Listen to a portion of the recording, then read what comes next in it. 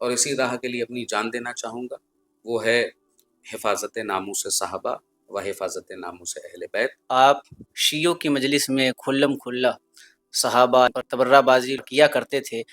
Heart disease سے بھی جوجھ رہا ہوں، مجھے نہیں معلوم کہ میری زندگی کتنی بچی ہے۔ ایک وقت تھا جب آپ شیعوں کی مجلس میں کھلم کھلا صحابہ اور تبرہ بازی کیا کرتے تھے، پھر اچانک یہ تبدیلی کیسے آئی اور آج آپ جو ہے محافظ ناموس صحابہ و اہل بیت کے ایک منفرد چہرے ابھر کر سامنے آئے ہیں، تو اس میں کیسے کیا تبدیلی آ رہی ہیں؟ دیکھیے، یہ تبدیلی اچانک نہیں تھی۔ سب سے پہلے تو میرے والد بزرگوار سے اس معاملے میں ہمیشہ سے اختلاف رہا، اعتقادی بھی اختلاف رہا، فروعی بھی اختلاف رہا، اور نظریات کو لے کر ہمیشہ سے آپ وعظ و نصیحت کرتے رہتے تھے، اور ساتھ ہی ساتھ ایک اہم دوست جن کا میں نام آپ کے پوڈ کاسٹ پہ نہیں لے سکتا، جی انہوں نے بھی ہمیشہ سے مجھے اسی تعلق سے سمجھایا، اور لگ بھگ 4 سال کے ایک لمبے عرصے تک انہوں نے یہی بتایا، ہمیشہ سے ہر روز یہ بتایا کہ حسنین میاں، یہ سیاست یا فروغ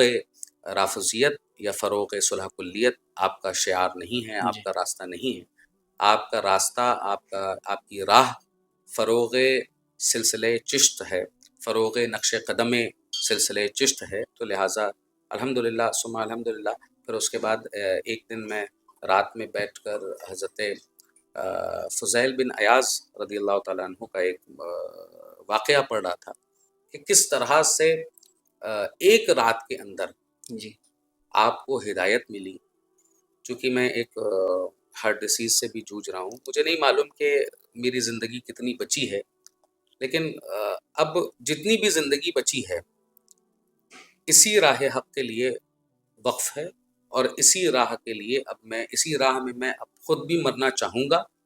اور اسی راہ کے لیے اپنی جان دینا چاہوں گا، وہ ہے حفاظت ناموس صحابہ و حفاظت ناموس اہل بیت، حفاظت ناموس رسول صلی اللہ علیہ صلی وآلہ اللہ وسلم۔ علیہ وسلم۔ یہ کوئی نئی چیز نہیں ہے کہ میں اچانک سے آگے، لگ بھگ 4 سال کا عرصہ تبلیغ کی گئی، میرے والد، میرے ایک اہم دوست اور دیگر علماء کرام کی، کہ جس کی وجہ سے آج میں الحمدللہ آپ کے سامنے موجود ہوں۔